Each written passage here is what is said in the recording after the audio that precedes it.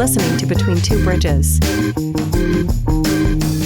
a business-to-business podcast.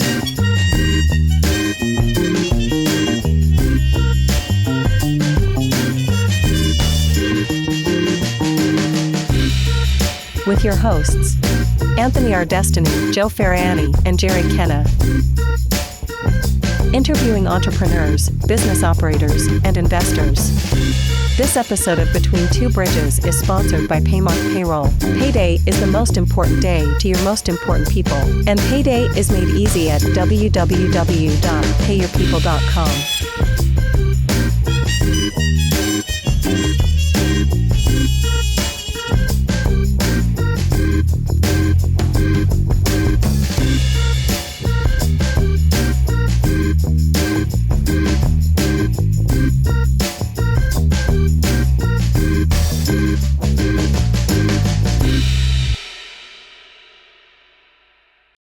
All right. B2B, 48. Between Two Bridges. What's new? Anything new, guys? No, it's pretty status quo here, huh? Yeah. Oh, we got rid of the conference anything table. new? Yeah, we got a different table. New table. New rug. Ties the room together.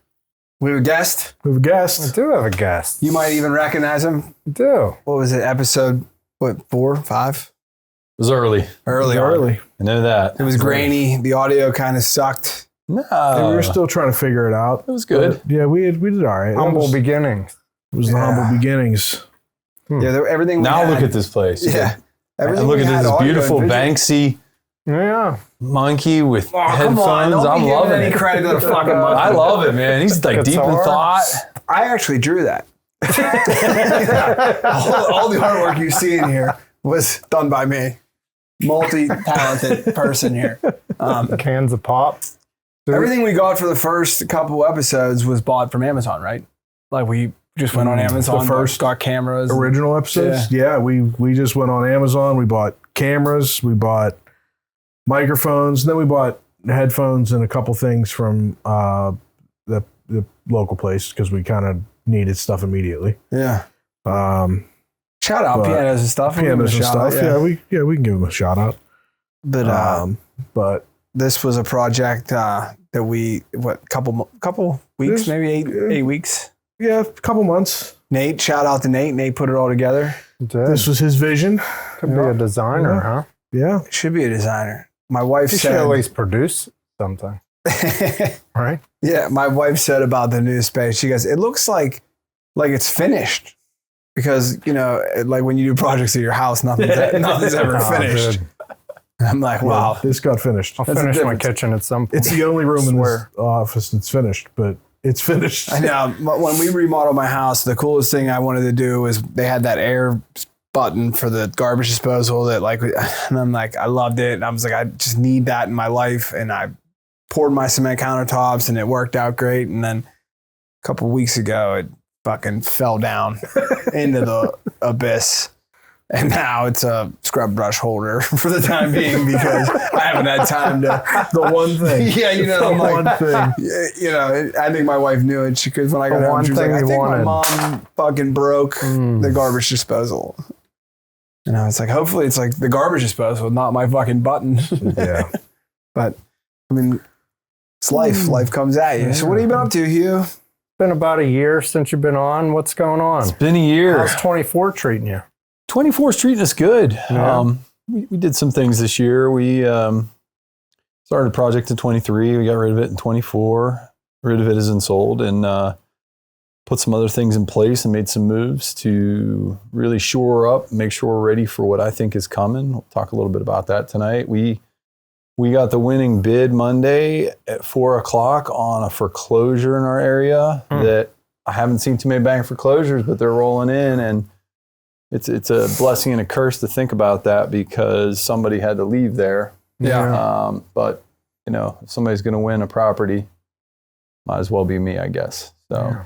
How's that work? And so you're bidding on foreclosures. Can you talk us through that? Yeah. Are you in Allegheny County up there? We're not. We're in Butler. Thank you, Lord. Something happened in Butler. Yeah. Yeah. Farm show. Not too There's a far. farm, I think a farmer's market. Something.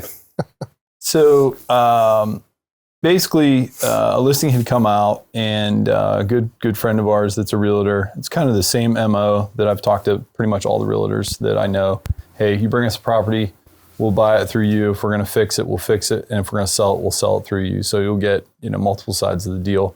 That's worked out really well. It keeps the phone ringing, and it gives us the opportunity to decide what properties we want to go after. Mm-hmm. But this one is in Sarver, where we live. It checks all the boxes. Really neat property. So it hit the market. The phone rang. Get out there. Took a look at it. I knew instantly we were going after it. The hard part is there's still a lot of competition in the market from the buyer's side. So we did pay well over ask, significantly over ask, because we still think there's a ton of value in it. So we're closing that in about 3 weeks. So again, back to like talking about 23 into 24, setting ourselves up. We went back and looked at our portfolio of properties and put a significant line of credit in that we can just come in and do things now. We're no longer in the hard money game, which is nice. I'm actually looking to get on the other side of that. Start lending. Start lending. Yeah. So I'll take a bag of cash. Well, you can sign a firstborn away, but I only got one, so like, do I get a premium? Time to have another one too. It's only 5 points on that deal up front. No. Back up, baby. That's not too bad. Wonder what the going rate is for an American baby right now. I'm not fact checking that. Yeah, don't Google that. Yeah. Dude. All these phones are listening to us right now. It's is it a bid process? Like, so you put in a number, Jerry puts in a number, and they pick a number. Does it look like a typical listing and a typical purchase situation from a buyer's standpoint? No, you're not going to be able to move into this property. This is not going to qualify for like a first-time home buyer program or any of those. Right, but from a buyer, like buying the property, take the lending aspect of it, but actually buying it from the MLS, is it the same? You're submitting your offer to a realtor. Your realtor, they're submitting the offer in the MLS that basically looks the same. Yeah, it's the same process. You're going to want to move a little bit faster. In the process that we had on this particular deal, it was bid was in on, I don't know, Thursday or Friday of the previous week. We got notice over I think on Friday we got notice that it was like highest and best by Monday at 4. Mm-hmm. So Sunday night, you're locking both barrels in. And I was out there with my youngest son, and we were talking about price because my wife and I are like, you don't want to overpay, but you also want to win. And so I literally looked at my 12-year-old and I'm like, what do you think? What number? And he's like, go big or go home, Dad. I'm like, all right, thanks, Hudson. So we ended up using his number and getting the property. It was kind of neat. It's nice to have family involved like that. They get to see, kind of something rough, and then you see, and they're there for the process. They've been working quite a bit on our other project. Connor's at the age now where he's got some buddies that are in high school, and I think they slammed like 6 30-yarders out of a house already. So, nice. Wow. It's nice having a little bit of labor force. Connor's 14. No, I'm sorry, 15. So Connor's 15 and Hudson will be 13 in March. And, they're both hustling, whether it's shoveling snow or cutting grass or you're like, this is why whatever. I change all those diapers. These kids are making, it's crazy. We were talking about it a little bit earlier, but it's nuts. I'm shocked. Stacking cash in ways that I didn't, or didn't have the opportunity to, or it's out there, man. Yeah, it's out there. The things that we did for $5 are now a couple $100. Yeah. Like very different. I used to cut some yards that were $7 yards. You know what I mean? You're not cutting a $7 yard now. The cheapest yard now is probably $30, $35. Oh yeah, I pay $45 for my yard. Yeah, and I have a small yard. Yeah, I went the other way. Like, so these kids wanted to come clean this house out, right?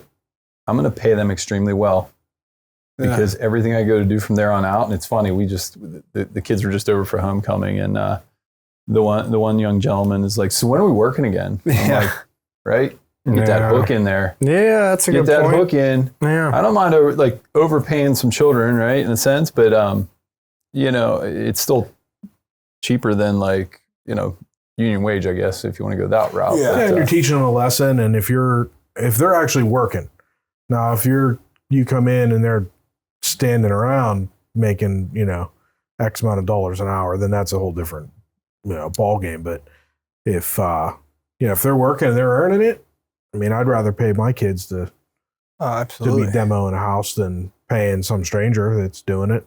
Yeah. It sounds like they have some friends they brought along too. Yeah. My older son brought some muscle with him. And I told him, I said, look, I'm going to pay you a little more than those guys. You have to not only get them, right? Get them ready, figure out who's coming, what time, we're going to pick them up. So they're managing the crew. He's managing a crew. Right. And he's also managing the work that needs done. We've talked about it before those kids are in the truck. Like, hey, this is what I want done today.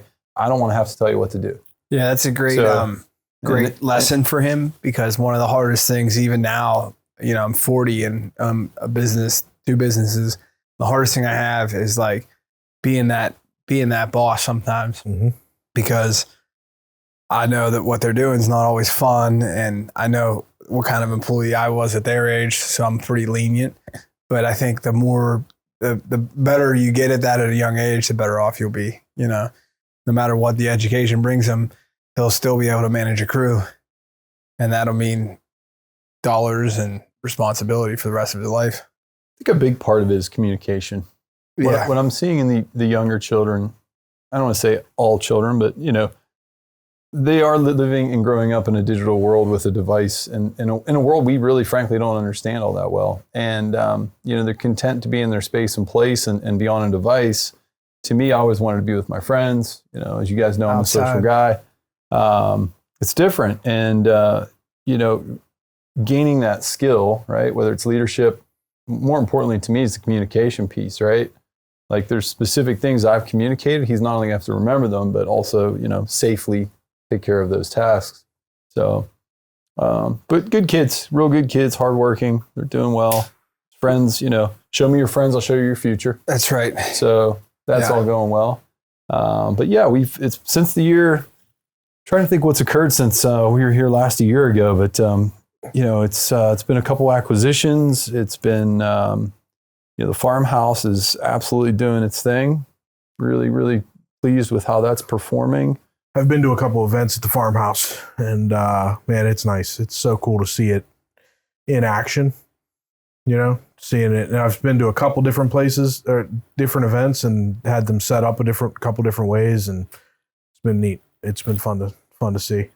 There's some pride in like running into someone in the community and they tell you that. Mm-hmm. Like it does make you feel really good as a business owner to think, Claudine had just a hell of an eye for design and, a lot of execution and, it all came together. But this year, I mean, it just keeps escalating in a sense, right? We're busier and busier every year, and really haven't raised prices or, the whole wedding industry is really an interesting, you put that under the microscope and the kickbacks to vendors and different things.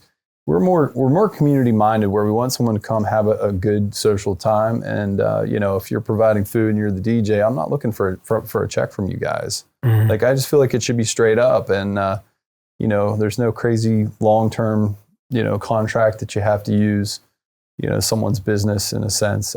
We do have a list of all the local businesses, right? Like, if you want local wine, we know who to point to. Right. That's good. If you want whatever really local, we can get you connected. But they're not paying you to be on that list? No, not at all.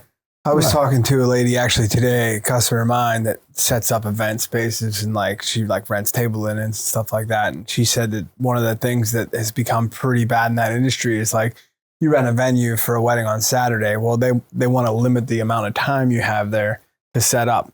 She might have an hour and a half to set up her end of the deal, where before come and go as you please, but to these event spaces, time's money.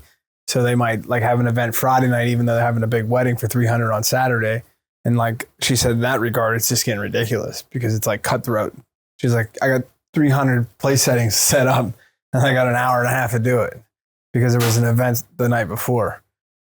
We're pretty laid back. I mean, I've seen it. We were at something in Duquesne, and it was wedding's done, boom, everybody's cleaning, let's go, the whole family, everything's got to go. Whoa, this was a lot more stress than I thought about. And it's funny because her dress got completely annihilated, and I gave my mother-in-law your phone number, and I'm like, hey, I know a guy.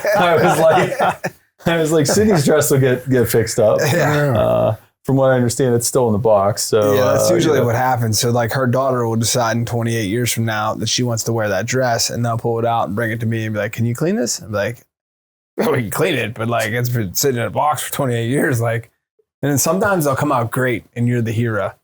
And then sometimes you're like, ah, fuck, you're the zero. Yeah. That's any business though. Yeah. So, I mean, wedding venue's going well. You know, we bought a place all paid off. You're just raking profit at this point. Is that your best project? No. It's good to have some debt. Okay. At least my accountant tells me that from time to time. Yeah. People are real debt adverse, but I think sitting here, that's the one thing you gotta. Good debt. Leverage the debt on assets. Yeah. Unsecured debt, stupid debt, credit card debt, no good.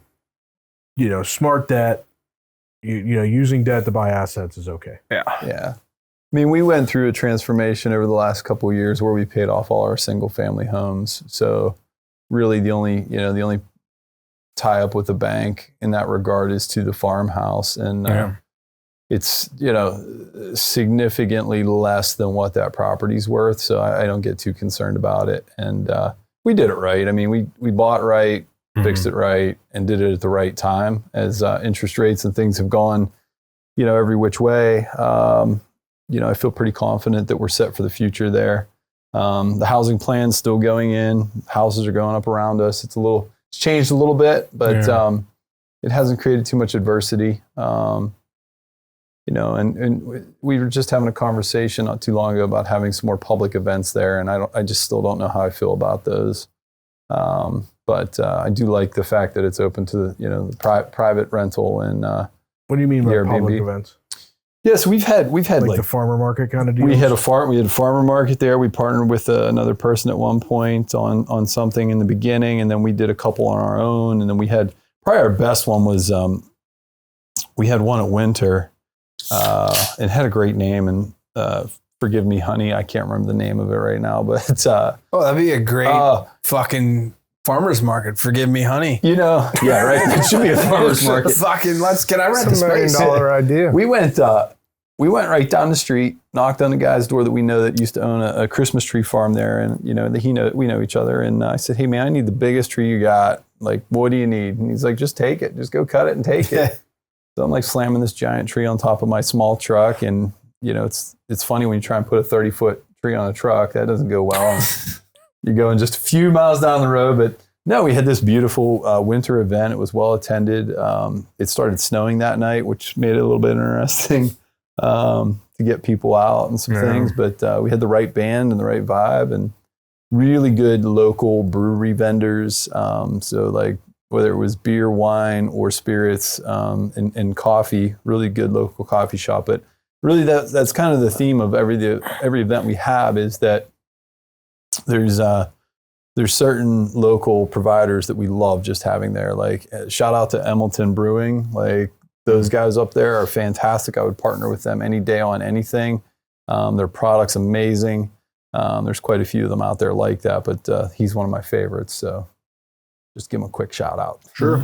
Yeah, that's such a unique space to have, like, because you have like a business acumen, but like that kind of lets you be like, it's kind of a fun thing to do, where like you're not caught up in the wash of every day. Like, you know, Jerry's doing taxes. Like you have that kind of revenue stream for yourself. Like it can just be interesting and fun, and you never know what the next event's going to be or the phone call you're going to get. So that kind of keeps you like entertained, I guess. Keeps it interesting. Yeah. Keeps it interesting.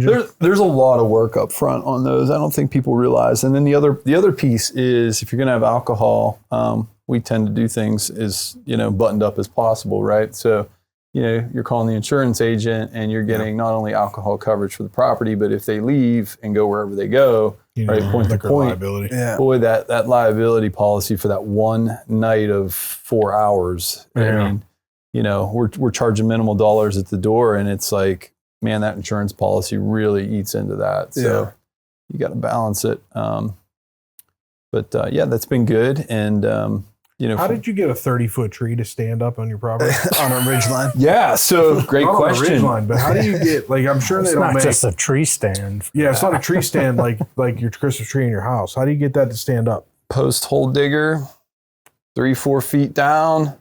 You're cutting all the branches 3 or 4 feet, pop it in the hole, push the dirt in, secure it with some straps, water it really well so it all compacts in, and Hope for the best. Hope for the best. Hope for the best. Hope for like not 60 mile How an did hour you winds. wrap lights around it? That was pain in the ass. That was pain in the ass. Did you do it before you stood it up?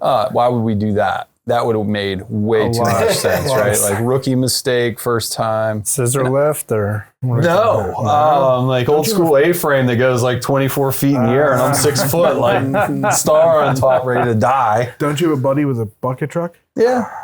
Didn't call him though. No, I mean, like wasn't that bad. So the first year in our new house, we vaulted our ceilings in the main room, and I was like, I want to put the biggest Christmas tree we can, right? So family day, we're going to go up to Freeport Tree Farm. We're going to get a tree. Halfway, I think, to the tree farm, my father-in-law calls me. He's like, hey, extra club level seat to the Ravens game. Do you want to go? I'm like, hey, babe, can I go? She's like, who is it? I'm like, your dad. She's like, oh, you should go. I'm like, all right, cool. Let's get this tree done. So I go to the farm. The dude's like driving his tractor with this big ass tree in the back. And I'm like, how much for that tree? He's like, I don't know. We were going to just chop it up. $20? I'm like, that's my tree. So we get this big ass tree and like just jam it. My ceilings are 18 feet. So I mean, it's 18 footer. And like, it's ugly as fuck. I mean, it was National Lampoon it in there. Exactly like that. And but What's that noise? Yeah. My wife was like, I just want the tree branches to fall and you can come home from the game and decorate, like help me decorate. Yeah. Me and my father-in-law just jammed it in the house. Still scratches on my ceiling from it. And away I was to the game. Couple glasses of wine, 10 beers. Did they win? We decorated the next. It was Ben Roethlisberger retired. It was when he beat the Ravens. Oh, okay. Had to be there. He retired earlier that week. game. Yeah, had to be there. Crack it. I know. I just Go for it. real quiet, trying not to make Nate's life harder. Yeah, you need to watch more episodes because we do that all the time. You know, it's funny. Crack. You know what I watch, you guys? I watch a lot of your episodes. Yeah. And normally when I watch you guys, the way my truck's set up, there's like a little flip down. I can put my phone right there. Not really watching as I'm driving. Not while you're driving. Not while I'm driving. Of course, Yeah, like we when don't you're do- parked. Yeah, when I'm Do parked. anything But illegal. like, you know, I got an hour and a half drive. I'm like, what's the latest beat to beat? Like, Yeah. let's go, man. Let's see, you know. There's been a couple fun ones. I've really enjoyed it. We like doing it. It's been fun to see who you guys get to show up next and what they have to say and like the point of view. So I enjoy it. I appreciate it. Yeah, and that's one of the things like we've kind of like like we were talking about summer, we took a back seat to like the guest thing. And then with this new space, I think it's more inviting for guests. Like the conference table works when that's all you have. But like now that we have new space here. What we were trying to go for is instead of just like an interview at a conference room table, we wanted it to be kind of a cool hangout where business owners can sit, have a beer, maybe a bourbon, maybe open up a bottle of wine. We could smoke cigars. We can sit. We can talk about wine. We can talk about business. Just kind of relax and hang out. Yeah. Just to hang out. Well, I'll tell you, this is the first time I stepped in this space and I'm blown away. Like it's cool, man. This is unique. So if anyone's listening and was on the fence of like doing one of these, now's the time to like it's jump in. Yeah. Yeah, it came together quick. It did. We got it done. You know, we ordered the wall here from Wood Up. I wondered, I was going to ask you guys about the wall. I've And done I a was few of those. reluctant. And I was like, oh, we could just get some 1x and paint them and nail it up there. And it's the same thing. And Jerry was like, well, this will be done. Like, it's like this. We'd have been like right here and we'd be interviewing you and we'd be like, we're going to finish this later. Get that other Sarah half. would have been like, yeah, it looks just like the rest of the house. Not done. Yeah. Well, I was telling Jerry, I always had an idea for a construction company that was like either like the last 10% or finish line construction, because every homeowner is guilty of it. You know, like you get to that point of the project and all you got to do is do the trim, babe. Like, There's a guy that runs a TikTok channel. It's called Just Another Day or Just One More Day Construction. yeah, it's Just one more day, it'll be done. Be done tomorrow. Yeah, done tomorrow. He's got some interesting content where he's like, yeah, there will be a handrail there when I finish that swing. You know, like, yeah, the ADHD kicks in and you're like, oh, I got to start this other job. And yeah, I mean, home's a never ending project. I know what I want to talk to you guys about. Oh, shit. Boy. It just hit me like lightning.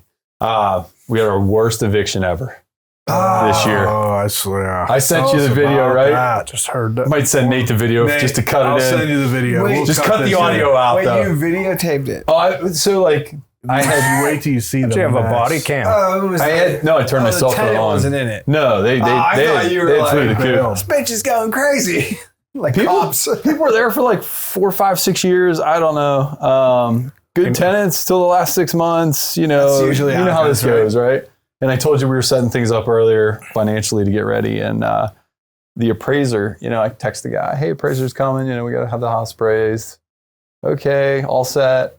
Show up. Won't let us in. Like something's off. That checks out. So we reset another appointment. So he's there, but he won't let you in. Yeah, won't let the appraiser in on the second trip back. So now I I'm kind of paying. want to show them the video. Will you splice it in so I can show them? Cut in. So So they you're stop paying this paying guy or for his what? time. yeah, I mean, like we at that point, I'm not like it's in our lease. I don't have to take late money. So Okay. like I'm not taking your money. Like just get out, right? Like Yeah. Oh, yeah, think of it wait as a till you reverse see it. cash for Yeah. keys in a sense. But so go to the magistrate. You guys know the song and dance. By the way, that's a whole story I can tell you now because that's changed. Go down there, file for my 10-day notice. You know, go hit the door or whatever. Take a picture of the date, all that fun stuff. Wait my 10 days, and I finally can go in the property. So going into any home as a business owner, I highly suggest turning on a camera, right? Like it safeguards you, it safeguards them, because you're going to conduct yourself accordingly. But if something were to go sideways, you know, you got video, or at least audio at the minimum. So open up the door, and I'm like, wow, I have never seen anything like this in my life. 20 years of real estate, never in my life. Turns out these folks were breeding dogs. Oh no. They were breeding birds and I don't know, maybe 2 other species of animals. Dude, how many months ago was that? Man, I don't know. I feel like it's been 6, but it's probably more like 3 Hours. No. And so like there's cages everywhere. There's Well, I food need a everywhere. cage. There's You got shit it left? everywhere, right? And I'm going up through this house and I start to feel it. And I'm like, what am I feeling? And I'm just getting bit to shit by fleas. No. Oh, And no. I'm like, just at that point, instantly pissed, right? Like I wasn't in the house more than 2 minutes. Go outside. I'm trying to brush myself, do whatever you can before you get in your vehicle, right? Right. And I'm just pissed, and I'm sitting there just fuming, and I'm like, all right, level head. Like, what are we doing? All right, Burn this fucking house down. Well, here's the see the problem video. is there were garbage bags everywhere. And at one point I ran into the neighbor, and the neighbor was telling me that he was doing, what do they call that when they stuff and mount an animal? Taxidermy. Yeah. He was doing taxidermy. People were bringing their dead dogs to have this guy do taxidermy apparently on the dead dog. So, but we weren't sure if he was doing that or if he was just dead dogs. We don't know. So long story short, it wasn't animal control. I'm trying to remember who she was, what part of the law she was with. But they came in, suited up, and checked for dead animals because they were, hoping not to find one. For me, I'm kind of like, I hope you do take them to jail on this. Like, it's, animal cruelty is no joke. Yeah, what a good cover story for the fucking neighbor if you're throwing out dead dogs. Well, I don't know. Yeah. So taxidermist. Anthony's getting the first glimpse here. Oh boy. So was that like a And as it goes backstory that through, they were it just really gets doing worse that? Or and worse I and had no worse. idea. And I knew. because that checks out. Like if you're a neighbor, like if you're doing some shady shit, The guy and you have 5 a doors dead- down bought one of the dogs. a taxidermized dog. No, a live dog. he's selling dead animals. He's selling animals. I heard, we were told possibly illegally. They're still working on it, but dude, it was the worst. It was the absolute worst, right? So here's the fun part. Do our 10-day notice. We win our first court case for late rent, possession, whatever, right? Yeah, right, Anthony? Loving that, huh? This is not good. This is not good. He's like changing his whole thought process. He's like, I don't even want rentals. Dude, it'd make anybody that wants to be a rental. What part of town is this? That's in Trentham. Okay. To buy them? No, to rent them. To rent them, yeah. That's what those TPs are for. So go in front of the magistrate, and she's straight up. She's good. You know, we do the song and dance. They don't ever show up to anything. So basically everything gets kicked down the road.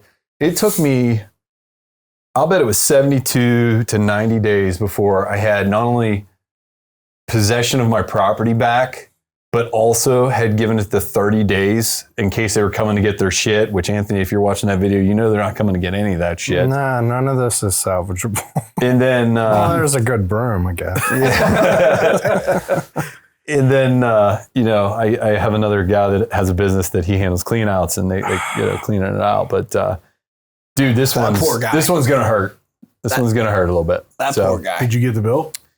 Has they done the clean out? No, I haven't got the clean out bill yet. I just mean the whole shebang, right? By the time we clean it out, essentially buying a fix foreclosure. it. Yeah, I mean, like, no, this is worse than a foreclosure. I would happily trade this to a bank for like a decent foreclosure. This is worse than. You want to sell it? Yeah, I would part ways with that right now. But you want to invest some money in Toronto? This is so. So you've just been taking a loss for a while on this, I assume. Oh yeah, you're gonna take that on the chin. Yeah, it's really, really a pleasing feeling. Dude, I'm gonna tell you right now. So I forget what the thresholds are for like suing somebody personally, but this one's not going to local magistrate, and I will pursue this the full like. But you're trying to get blood out of a stone right now. I don't even want blood out of a stone. I want every time they go for a vehicle or anything to think of me. Yeah. So man, and on. You know, maybe you could say, I'm sure there's some listeners or watchers that'll say it's kind of vindictive, but, you know, FAFO, right? Like, yeah, I don't know what else to say. So. Well, you can kind of see it from the front door, dude. Like, dude, it gets You're just at the door, man. Worse. Then there's like, what am I doing with the 7 air conditioners and the 8 TVs? That's what I was, Like, did you see the horse saddle on the basement stairs? Well, my question opened up the basement stairs. There is a horse saddle in the middle of the stairs, and I go, nope. Not going down there. Yeah. My question is how long did they live there like this? Like, that's always like, when you see this shit, it's like they were living there. Yep. So like a year. And what ends up happening, so further research, right? They keep that house. I can't believe you. And they live in another house. And then they just have, like, it's just a breeding ground, right? Like, that's what they do. It's this whole new mode. Yeah, like someone else. And these are like fucked by these people. Young local kids. You know what I mean? Like, this isn't... Yeah. This isn't, you know, immigrants or... You can see the fleas flying around in the video. Yeah, we should have caught that a little earlier. Yeah. Here's the funny part about the video. I got 2 stories from this one. One, I called my wife as soon as I got in the truck, and I was like, do me a favor, babe. Get me a swimsuit, a towel, and the garden hose, and put it out back of the house. Shit. And I had to shower outside of that house. Call Winston the wolf. Oh, I was so pissed. Shit. She's like, you gotta be kidding me. And I'm like, no, like this is the worst. Oh man. But the cool part was on the flip side, like when we went to the magistrate, it was, so the kids were still out of school or just going back to school like the week or 2 before for the one court case. And I took my oldest son.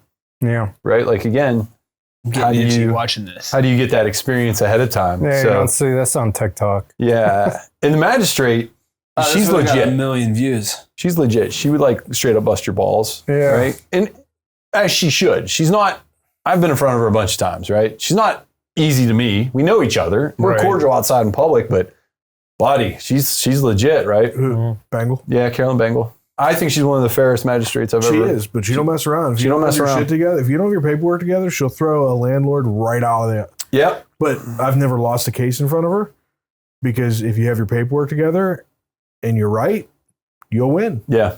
And that was our case, but it was funny. Right after everything was done, she so who are you and how old are you? Why are you here today? And he's just like, he gets in the truck. He's like, Dad, she flipped a switch. And I was like, yeah, like that's, you know, you can see she's it. all business, man. She's all business. Yeah. Yeah. I had a tenant I took in front of her and she was behind. And this was like, I don't know, 6-9 months ago. Not that, maybe a year. Well after COVID. And she started trying to blame COVID. And Bengal was like, give me a break. Like, enough of that. She's like, you are so far behind. And she's like, well, I'm going to pay by the end of the week. And she's like, well, if you pay by the end of the week, that's going to be before he's going to be able to actually throw you out. I'm giving him the judgment. You'll have 11 days before he gets possession. You pay him? Great. He's willing to keep you. This is his business. Pay the man the rent or get out. Like she tore her up because I had my paperwork. I had my shit together. I had a ledger of what she owed me. I had all the paperwork. It was all legit. I won. I always walk in with lease right on top, right? Lease right on top. Photos, whatever, like you said, whether it's balance, statement, ledger, account, right? And it's like, all right, there's the lease there, and everybody gets a copy, right? I always make a point to print enough copies that I have one, magistrate has one, tenant has one, right? And I enjoy spending that money at Staples to have those copies made because I know I get to go, here you are. This is your ticket the hell out of my life. Yeah. We file every time. I don't care if it's $50. Yeah. I'm that guy. I don't know. You know what? The next landlord should appreciate that. Right. Because it shows up on the docket. Shout out to the landlord's PAE docket app. Yeah. You go on, last name, first name, hell, last name and on first initial, you'll find out what you got. So because even when they fill out the application and they lie that they've never been evicted and they've never had a lawsuit, you put in that last name and it's like, you just got evicted. Yeah. You literally just got evicted. We have people that apply while they're in a current motion, you went and filed, but they're at my open house. Like, and luckily within 3 to 5 days, that stuff shows up. So I had one that just applied 2 months ago, 3 months ago. Well, you see a lot of them for the property. Right, for the property management. And this one took a little digging. Okay. So it was weird because it was two different people. They were going to move in together. So they lived together, but they weren't married. Forget exactly the situation, but it was two different people. And the address that they had on their ID, it was not the address that came back on their credit check. And it said that they didn't rent, that they've owned, but they had to move because they need more. I don't remember the exact reason. Maybe I don't remember the exact reason why they had to move, but they haven't rented in a long time. So they didn't have a former landlord number to give me. But the address on the ID wasn't the address that they put on the application. So I looked up the address. I'm mixing up something, but I looked up their address and I found on Google Maps a picture of their house. It's a fucking mess. There's shit all over the porch. The yard's a mess. Like everything's a disaster. And I'm like, and I look and it says on the bottom of Google Maps on the Google Street View when that picture was taken. It was just taken in November of 23. So it's a recent picture. So if she just moved out of that place and the date range that she supposedly lived in this address, she lived there during that picture, that's her shit. So she's a fucking pig. Okay, first of all. So that's flag number one. So then I'm like, there was an issue with the addresses where the address didn't match her ID or something like that. So I thought, well, that's weird. So I looked on county assessment and the name on that house wasn't her name.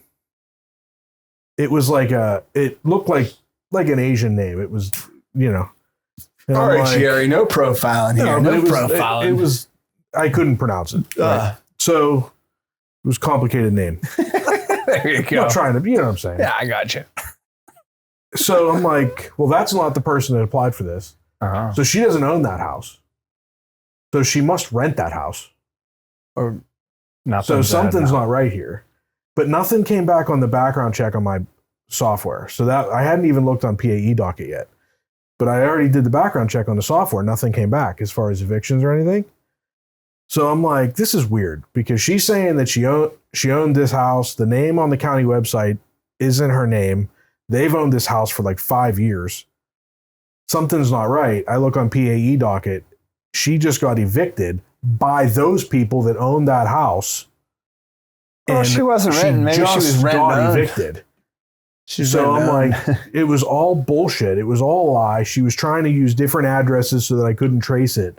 But just by taking an extra like 15 minutes, I was able to find like, okay, so she doesn't actually own that house. She rents that house. She's getting evicted. So she didn't want to give me a phone number for a previous landlord. And I was able to find all that stuff by just taking 15 minutes and like kind of looking things up and Google Maps and looking, that's a mess. I got to look into this more. And I was able to find all that shit out. So the information's out there. So your tenants are a little different because they were there for 5 years and they were okay for a long time. Yeah. Something happened. Something changed. And people flake. Yeah. People get weird. You can't eliminate that possibility from ever happening. But a lot of tenants, when they move into your place, they never intend to pay you. Yeah. And I see all the time where landlords will come to me and they're like, I want to get $2,000 a month for this place. And they're like, look, there's places listed for $2,000 a month. And I'm like, yeah, there are.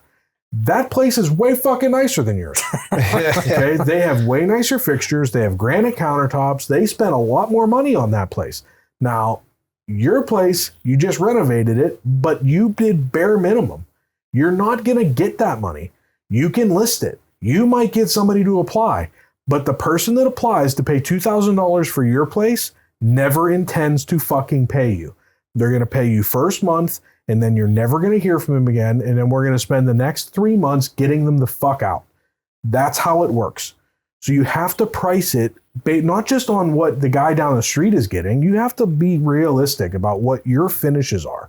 What is your fucking place worth? Just because you have the same number of square footage and bathrooms and bedrooms doesn't mean it's the same place.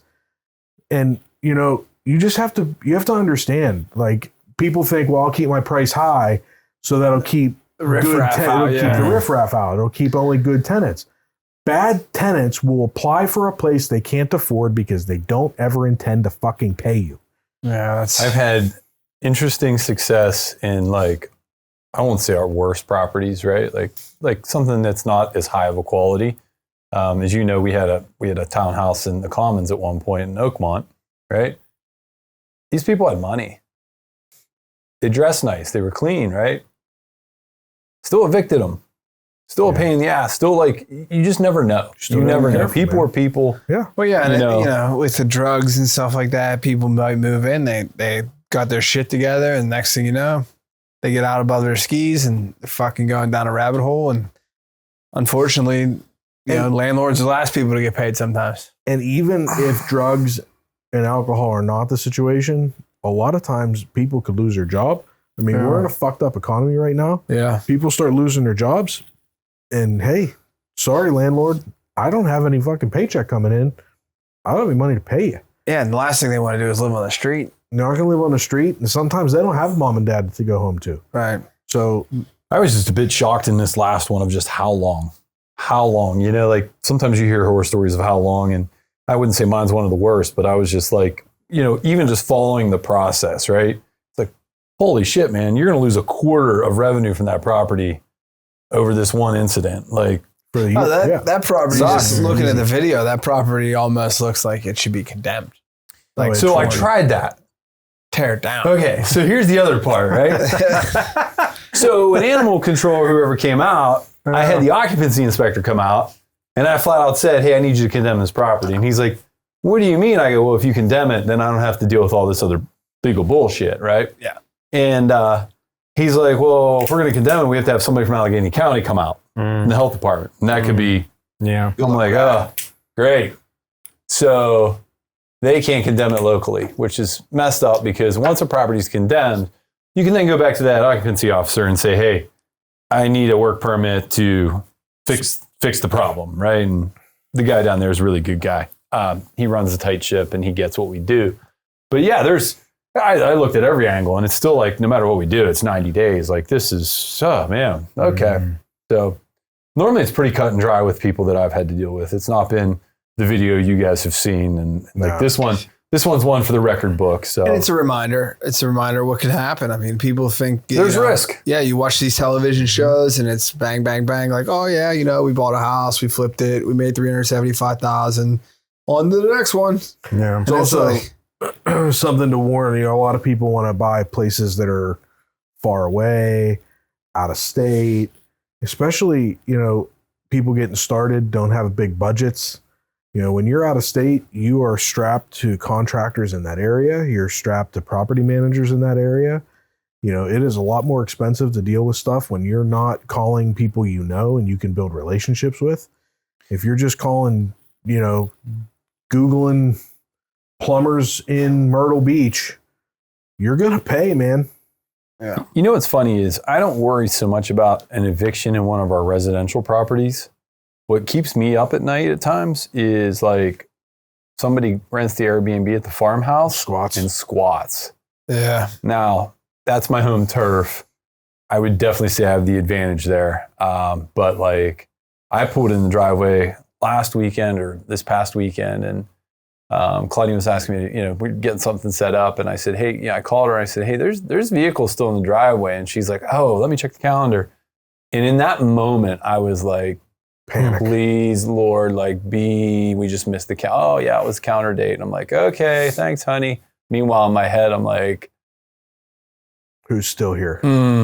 Right? Like that's not a comfortable feeling. That's the one that keeps me up. Because you see a lot of, you see a lot of TikTok or YouTube or social media stuff where somebody is squatting in somebody's property and it's like, now you got a problem. Yeah. Thank God we're not in California. For the way they handle things.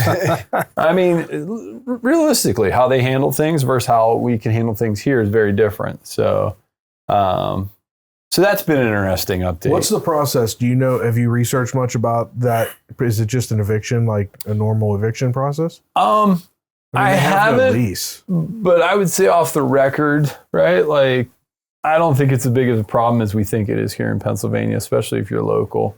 I think it's a few phone calls and, maybe the police show up, maybe they don't. I think there's other ways to solve that issue. I think you just cut the power and call a good I'm friend. just going to use a key and come in and move in, honestly. Like at that point, I'm moving in with you. Yeah, we all want to hang out.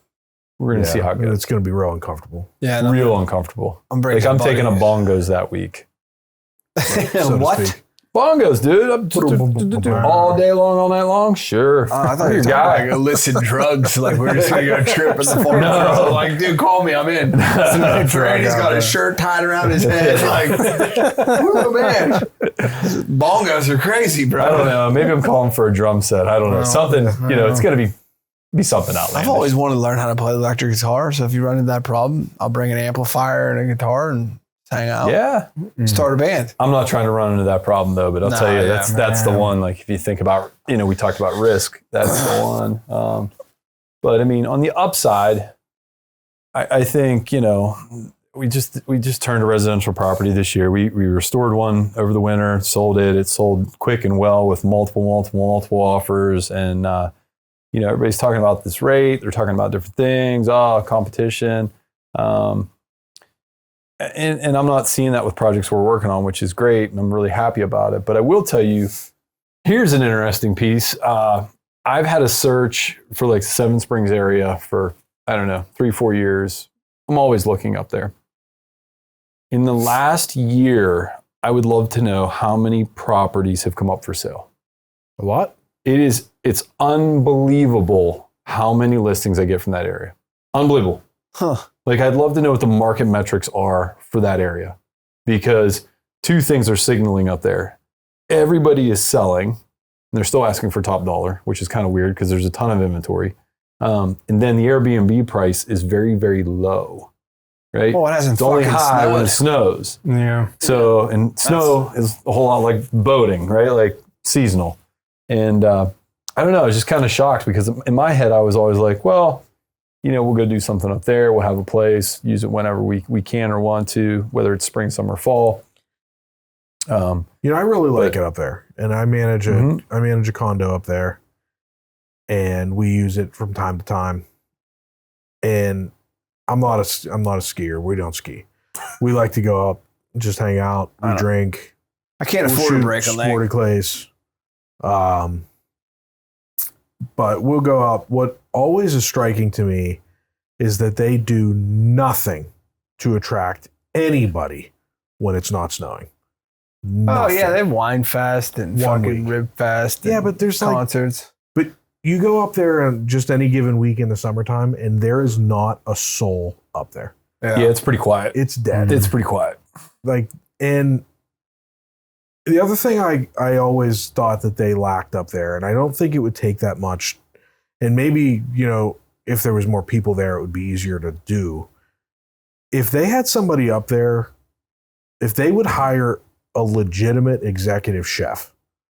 You've been bitching about the food up there for years. Well, Helen's, right? Isn't that that's the, I don't know. I always thought that was like the go-to restaurant is Helen's on the mountainside. Where's that? I was right next to the place. I've never been. Me neither. I always just go to the Foggy Goggle. They have everything I ever wanted there. But it's all all the places have the same shit on the menu. Yep. None of it's that great. Yep. And yeah, I agree. I mean, that's why I strategy wise, we're kind of pivoting to a different area where there's less inventory, but the Airbnb is 3x that, and you're getting 9 months of use. Actually, you're damn near getting 10 in that area. Where? I'm not telling that on the air. Okay. Off the air, I'll tell you. Okay. So the thing with Seven Springs, and I think a lot of people get caught in this in their business, they'll say, well, we're just a ski resort in Western Pennsylvania. And they don't shoot for the stars, where they should be we're a fucking top-notch ski resort. And we should have spa service and stuff during the off-season. Yeah, and they don't put any money into their golf course up there. Well, all right, look who owned it previous to Vail. Right? Yeah, well, so the spend nutting. Vail's owned it for what? It's 3 years now, right? Vail's going on 3 years. Yeah. Well, fucking do something. Well, I mean, they updated the snow making capabilities. So they're able to make snow above freezing, which is a whole nother, love to hear the scientific talk on that one. I don't know about you, but when I spray water in the air at 34 degrees, it's still water. Yeah. Yeah. How long does it last in the ground? If the ground's 48 degrees, it's but the ground, you got to remember that, if they have 4 feet of pack, yeah, right, they got a freezer kind of, you're going to lose some on top, I'm sure, to your point, but somebody's done some math on this to go, hey, this makes financial sense, bring in these really expensive systems to blow snow. But I don't know, it's weird. And then the other one that gets me is Florida, the state. Mass exodus. Everything's for sale. Look at inventory. There's inventory in certain counties that they're speculating about 11 years to sell the inventory. Really? Oh. Yeah. So the insurance it might just be a correction because 3 years ago everybody was running to Florida. Yeah, it might be a correction. But it's I just talked to Mr. Irwin down there the other day and said, hey, set me up a search down there. What areas are you looking? He's got me in a few. Yeah, he's got me in a few areas. My wife has a real sweet spot for Anna Maria, so I'll say that out loud. Anna Maria's on one of those searches. Yeah, I'm a big fan of the Naples area. North Naples, Siesta Key. Siesta Key just got pounded. Yeah, I just talked to a guy that he owns a couple condos down there, and he said things aren't terrible, but you look at Anna Maria and you look at some of those areas. I mean, Claudine was showing me video of a place we had the best pizza at this restaurant. It's this beautiful little square, and you kind of walk to the beach. I mean, it was awesome area, right? Shows me a video. The whole place is 3.5 feet of water, and I'm I just couldn't believe it. I mean, it's wild what's occurred. Yeah. They said, I've always heard the 100-year storm, the 100-year rainfall. This was 1 in 500 year. And North Carolina was saying, they can't even figure out in the history of the world of how much. I mean, they got almost 30 inches where my cousin is on Grandfather Mountain. Now he's high on the mountain, so they didn't suffer as much, but down the mountain, it's gone. It's not even, it's just gone. Yeah, this whole town's gone. It's gone. It's terrible. I don't know. It's interesting what's going on right now in real estate. I start getting a feel of back when I started, Jerry, 07, 08, are those days coming back? And I smile, but there's part of me that's sad because, again, I know people are losing their homes and that's terrible, but the circle of life, right? So cycles happen. Yeah, but there's also, on the flip side of that, there are people that have been trying to buy homes. Were trying to buy homes whenever the rates started going up and have been sitting on the sidelines because they got priced out of the market and now can't buy because, what they were looking at 2 years ago when it was 3 or 4%, now it, where it's been 7-8%, they can't afford that payment. So they have to buy half the house or they have to stay where they're at. Yeah. People are trapped in their homes. Yeah, I was going to say that I just read an article about how people are feeling trapped, right? Because they can't let go. It's funny because, U-Hauls don't follow hearses. You can't take any of this shit with you. And people are like, well, I get there's a certain level of living. We're getting ready to do, so we bought land recently in the Freeport area. We're trying to partner with like the trail system there for the bike trails. And we've been talking to a wonderful lady who manages that entire trail system, and she does a hell of a job. So shout out to Chris. We were talking to Chris and trying to figure out places and spaces that like certain houses, and they tore our house down. So we have raw land, and I've been looking into something called bunkies. So I have a call tomorrow, actually. Tomorrow's Friday, right? I have a call tomorrow with Bunkies. And Bunky is this company out of Canada. You remember the Sears Roebuck houses? They ship you a house, right? Yep. So my wife was just trying to buy one of those. Yeah, this Bunky is like Lincoln Logs. It's pretty wild, but it's funny. They'll customize it for your R factor, your floor plan, whatever you're doing. And, I can't, window door package, I can't, get a window door package for a house for what these things are going for. Right. And they're freaking cool, man. Yeah. Like we spent the summer. They look legit. Yeah, we spent the summer in something like that. And the kids had a great time. And I'm like, man, we should do one of these, right by the trail and set it up that like the garage is set up that, there's air and tools and whatever you need to service your bicycle on your journey. Yeah. But there's a real need for point to point. Like if you're going to go 100 miles in a day on a bicycle, and it's crazy how many people do this. Yeah, they go. Like the demographic of that and the market data I've seen is wild. People go from Pittsburgh to DC a lot.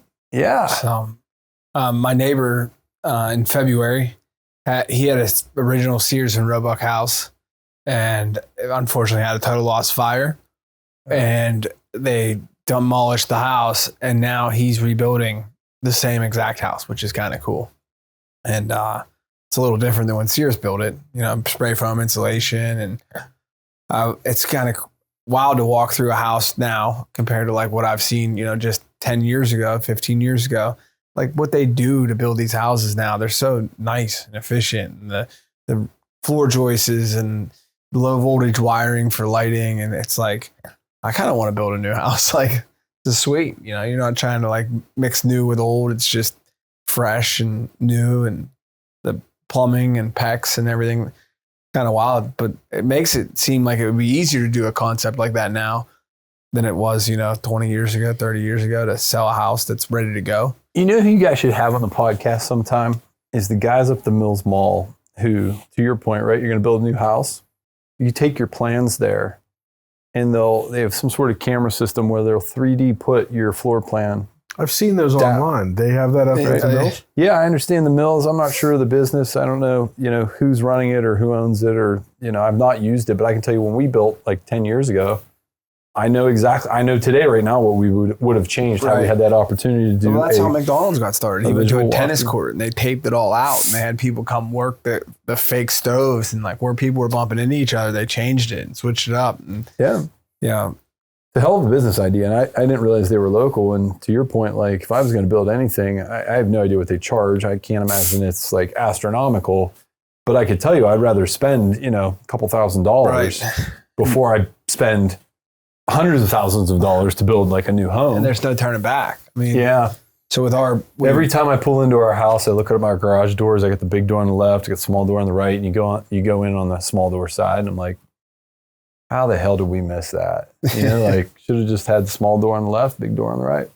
But you don't know until you live there. Yeah, we when I just redid our dry cleaning plant, and a lot of time was spent on graph paper with construction paper and setting it up. And I mean, so far so good, because we're not at our full potential production. But I know there'll be things where I'm like, man, I wish I would have did this. I wish I would have done that. You know what I won't do in a new home though? spray foam. No? Nope. I'm a rock wool guy. Die hard rock wool guy. I've had to work on a couple houses that had spray foam issues or an issue with an outlet or a water fixture, and you're just digging that shit out of the wall. Yeah, we did spray foam in our main room because when we vaulted the ceiling, you could only get the R value with spray foam.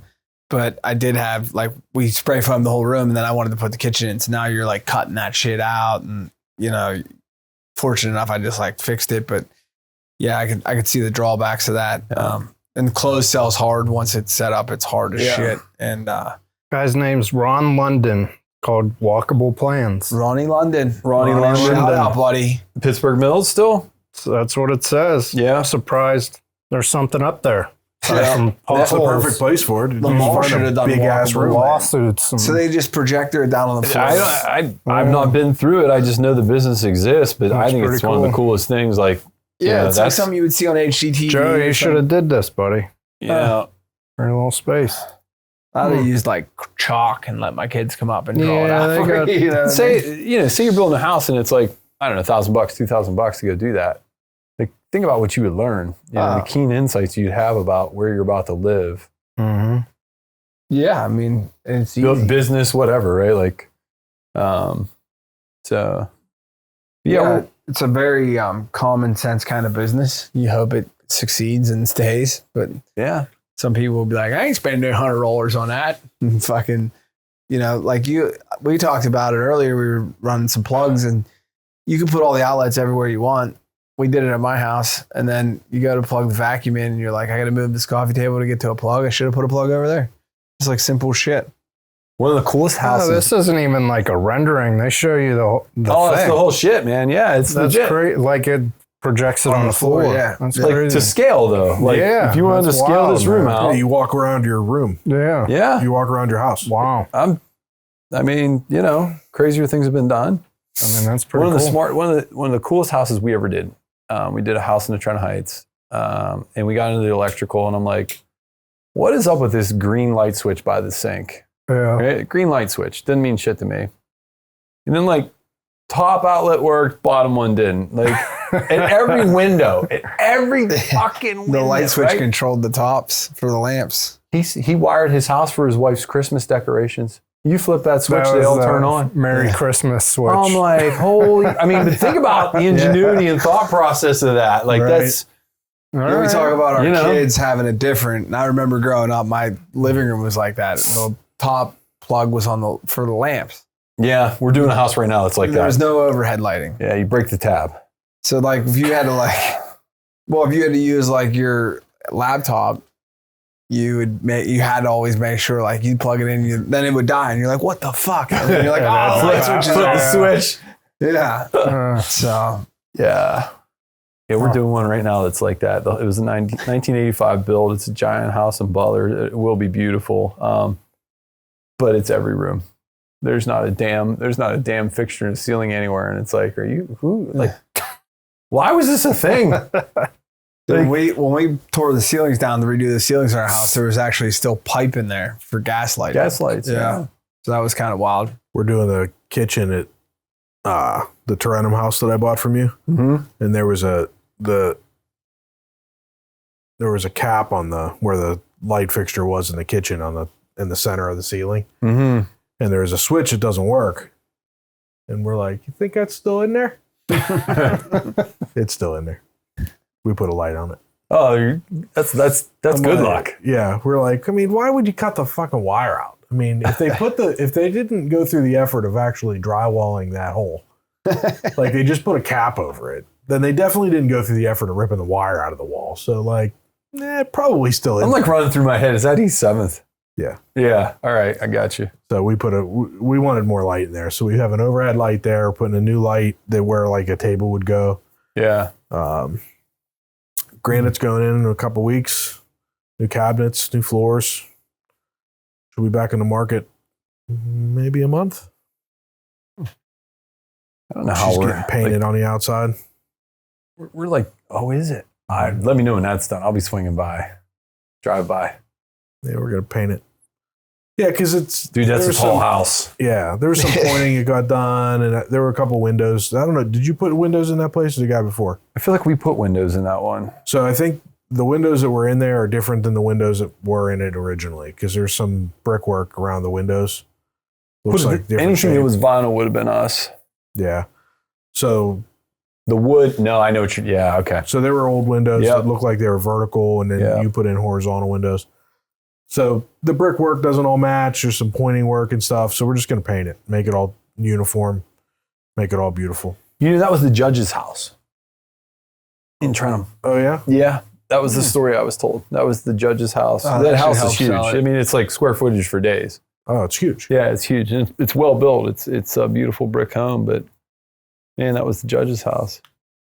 5 bedrooms, 1 bathroom. Yeah. That's back in the day, man. It was a different life. That was a foreclosure. Was it? Yeah. And the whole door was like, we went down to see it, and there was no door. Oh. Like, there's no door. Front door of the house. Just gone. There's like no door. You just walk in. Right on in. It was a strange one. The judge was a welcoming guy. Come on in. No, this guy, the judge had died, 50, 100 years prior, but that was an interesting house. Yeah, these old towns have a lot of stories.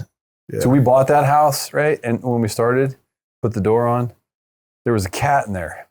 Feral cat had gotten in. I had never seen a cat jump laterally 6 feet between joist base, right? From furnace ductwork to furnace ductwork. It was the wildest thing I've ever seen. Flying squirrel. We're calling somebody, dude. I'm not messing with that cat. And we can't use a shotgun in this basement. So, like, I don't know what to say. I guess I shouldn't say that. That would be animal cruelty. But my point is, like, this cat was mean, dude. Yeah. I remember calling. I'm like, hey. It's just a bobcat. Dude, this could be a nice house for somebody. We put a new furnace, air conditioner. It's getting painted, new granite countertops. So I like that house. It was a good got house. A 1-car garage. Still got 1 bathroom? Still got 1 bathroom, though. But it's not an 8x5. It's like 13 by 6. It's a big bathroom. It's not bad, and it's a nice bathroom. Tile was nice. It's a different way of life, man. Yeah. Kids nowadays have to have their own bathroom, and own bathroom, own sink. Closet spaces are limited in old houses because they didn't have the wardrobes we have. And my grandfather had 5 jeans, 5 shirts. I mean, he needed 1 drawer. He was good to go. Yeah. So it's things are definitely different now. Yeah.